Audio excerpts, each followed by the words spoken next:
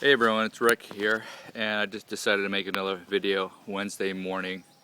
This is the day before we leave, just to kind of give you a wrap up of where we are at now with the shed.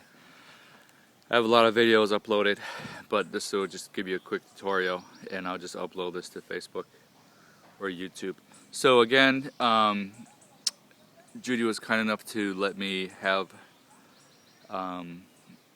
the garden shed as my creative workspace for my sewing studio. Yes, a sewing studio. So basically it's a 9x12 garden shed that we are making and ripping the hell apart into kind of our design. So basically what I'm going for is like goth, industrial, old world metal, circa 1400, 1300 meets the earth. So basically what we did right now, which is kind of fun, is to open up the roof. We open up the roof. Basically the original plan was to put two skylights in, basically right here, and then on the other side right here with plexiglass, and we decided not to because about 11 o'clock the sun comes in at this section over here, and so we decided to do like a solar passive window here, and basically we made a huge truss.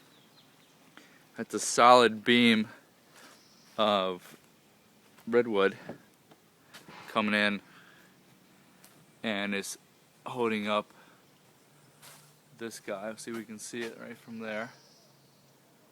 So basically we just did a split level roof, and this will give me the height for some bolts of fabric that are this tall from LA. I can actually store in here, and also this allows light to come in out obviously from here and go in this way, and so this will be a plane of glass or plexiglass that allow me to get light in this wall. So basically what we've done is, oh, there's our birdie friend, is made a huge support here.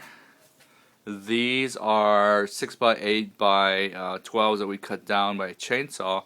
It made this huge support, and basically we're putting metal and strapping across here and then here, and then we have metal that goes underneath the little shelf right here, and it's a huge support that holds this wall, and this wall actually slides left to right. When it opens up to the right, it will open up 9 feet from this rock. We're going to take this rock, turn it around, and the face side will be right here.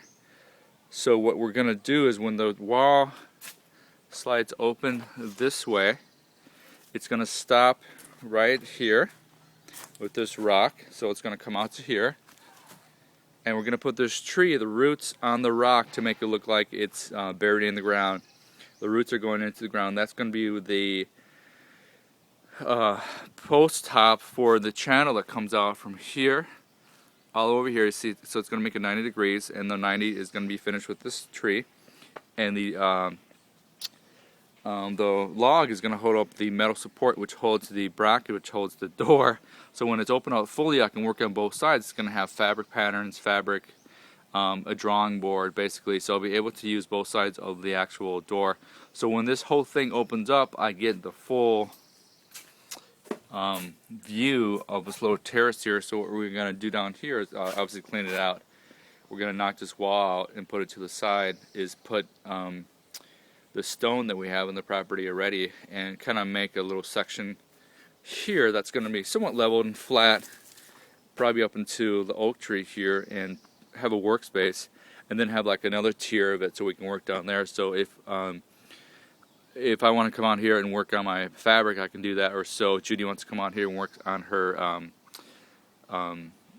basically on her crafts or beading or her painting, she can come and have a space too when this is closed. But when it's open, it's going to be huge because it's going to add to the space. So we just put in this black bamboo along the fence line. It was this ugly bush, and this is going to grow in nicely. It's very beautiful. Black bamboo is very very powerful, very awesome, and bamboo. So basically this wall was the wall that they made without really talking to us. So we're going to knock this off at level here, and this is going to be removed, so we can actually go back over here and have this whole area here, so we can kind of walk down, and Judy's going to make like a little pathway and it's gonna be like, you know, an area where you can like sip tea, we can do yoga, or I can teach Tai Chi with her. Just a nice area where you can just sit and relax.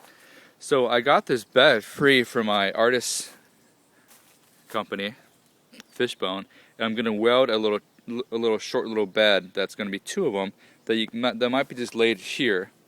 That could be just for sitting and having fun. And then we're gonna come down over here, and she can grade it. We can grade it out and just have, you know, have it be real simple. It could be just earth, could be moss, could be tight stone. Basically, we're gonna go to a pond here, and I think just the tranquility of just having, like, you know, an artist studio slash, you know, yoga place slash Tai Chi slash, you know, place where we can sit back and have fun. Yeah, I think it's really cool. So this is gonna be a pond. And it's going to be a pond for her big fish and her turtles, and maybe have like a safety net over it so they don't get eaten by the raccoons. I think there's a nest up here, if you can see, of raccoons that come in every day. And I think it's right there. So that's kind of what we're doing. Let me go back to the shed and explain kind of what else we're doing. So basically, my vision was kind of just winging it. I don't really plan a lot of things. But basically, we have the garden shed where we have a live wall here.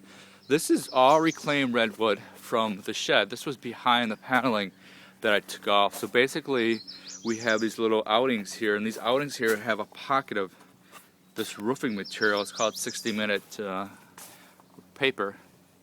And basically what it is to hold the nutrients, water, and or soil for succulents. So every place where there is an outing or a hole, Judy can place a live tree or a live plant. And all these are done with antique nails and keyholes like that. That one broke. This one here is brass. This is a key. But basically we have this live wall here, and it's already sprayed with nutrients. So it's actually, you know, at the base of the metal, it's all have, it has phosphorus, magnesium, and minerals in it already to have the base for something to grow on it. We're going to put moss on this whole wall here, and it's going to be a live wall. And I framed in the windows, and we did this nice big framing out here, you can see. And we just got done doing the roof. So the roof was done not too long ago.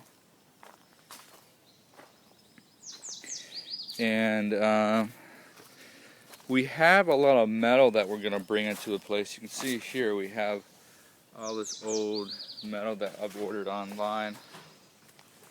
And it's just, you know, different ways to add like the industrial look. Like right here is going to be my lighting for the shed, for my lights inside. And we have, you know, fun little things like this. All the metal's right here. We're using old antique nails and hardware. And so basically that's kind of it. So when this slides up, hopefully we're going to put some stone out here so we have like a nice square area to work with. And this is going to be left open with glass or plexiglass so we get that light coming in. And here's the massive beam again that I showed you going across. So we're kind of just in here. We have the redwood that I put in. And here is the beginnings of a little divot that comes in to a point up to the electrical box. The electrical box is really nice. We actually have more power than the actual house. We put a 50 amp in that we have power if we want to add power to the garden area for Judy, like a pump or you know, electricity. And then we can come up this subunit for anything down at the end of the property. For lighting, for a party, for whatnot.